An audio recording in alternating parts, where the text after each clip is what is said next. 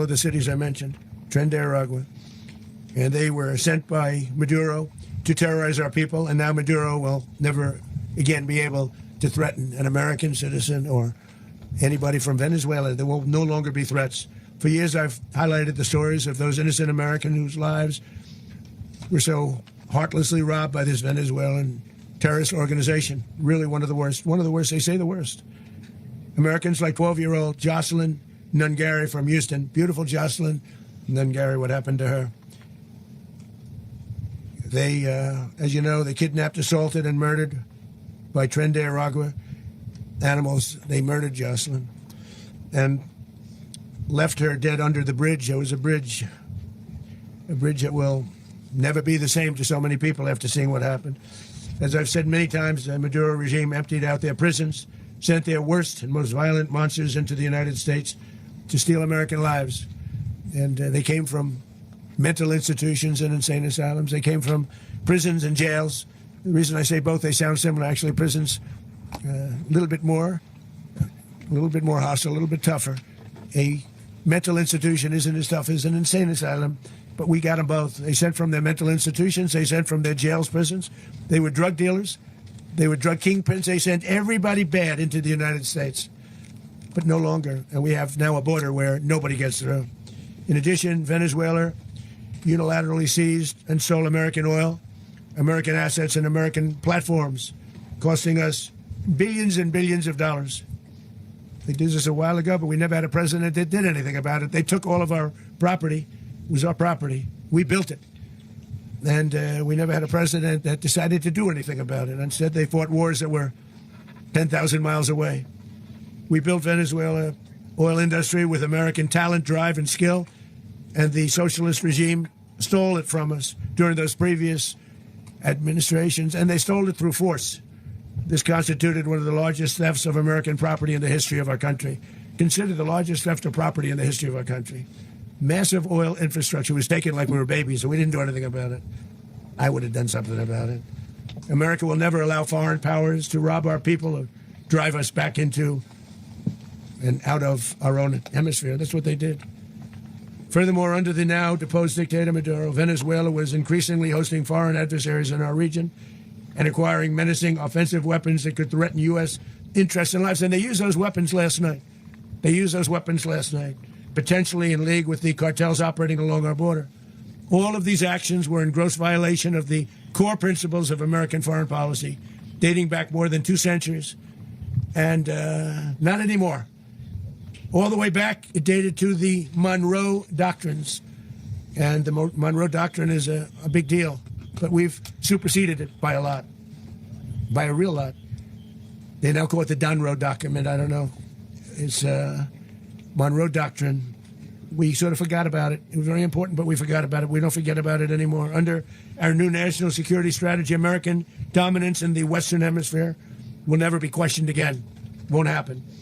So just in concluding, for decades, other administrations have neglected or even contributed to these growing security threats in the Western Hemisphere.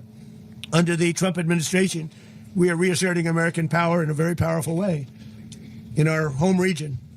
And our home region is very different than it was just a short while ago. The future will be, and we did this in my first term. We had great dominance in my first term, and we have far greater dominance right now. Everyone's coming back to us.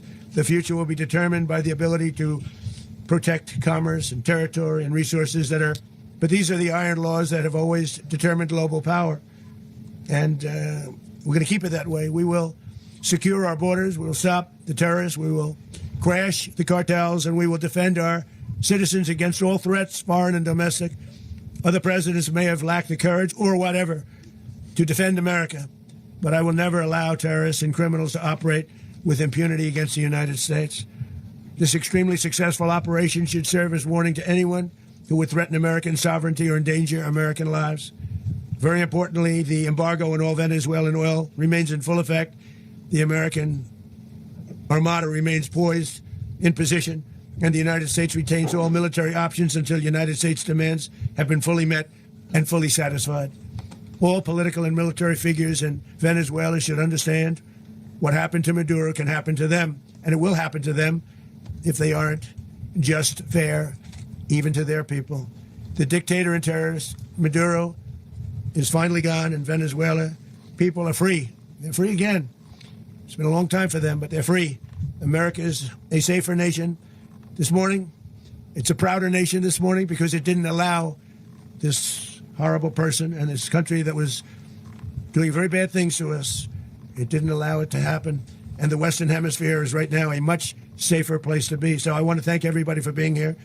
I want to thank General Raising Cane. He's a fantastic man. I've worked with a lot of generals. I worked with some I didn't like. I worked with some I didn't respect. I worked with some that just weren't good. But this guy is fantastic. I watched last night one of the most precise attacks on sovereignty. I mean, it was an attack for justice. And I'm very proud of him, and I'm very proud of our Secretary of War, Pete Hegseth, who I'm going to ask to say a few words. Thank you very much. Mr. President, can you explain how the U.S. will run Venezuela? Well, thank you, Mr. President. Finally, a commander-in-chief the world respects and the American people deserve. And as the President said, words can barely capture the bravery and the power and the precision of this historic operation. A massive joint military and law enforcement raid flawlessly executed by the greatest Americans our country has to offer. American warriors are second to none, the best in the world and the best of our country. What all of us witnessed last night was sheer guts and grit, gallantry, and glory of the American warrior. I'm simply humbled by such men, and I tip my hat to our chairman, Dan Raising Cane, and all those Americans who stood watch last night. Our warriors are the elite of America, and again, President Trump has your back. No other country on planet Earth, and it's not even close, could pull this kind of operation off. And no other president has ever shown this kind of leadership, courage, and resolve, the most powerful combination the world has ever seen. As the president said, our adversaries remain on notice. America can project our will anywhere, anytime. The coordination, the stealth, the lethality, the precision, the very long arm of American justice, all on full display in the middle of the night. Nicolas Maduro had his chance, just like Iran had their chance, until they didn't and until he didn't. He effed around, and he found out. President Trump is deadly serious about stopping the flow of gangs and violence to our country. Deadly serious about stopping the flow of drugs and poison to our people. Deadly serious about getting back the oil that was stolen from us. And deadly serious about reestablishing American deterrence and dominance in the Western Hemisphere. This is about the safety, security, freedom, and prosperity of the American people. This is America first. This is peace through strength. And the United States War Department is proud to help deliver it. Welcome to 2026. And under President Trump, America is back.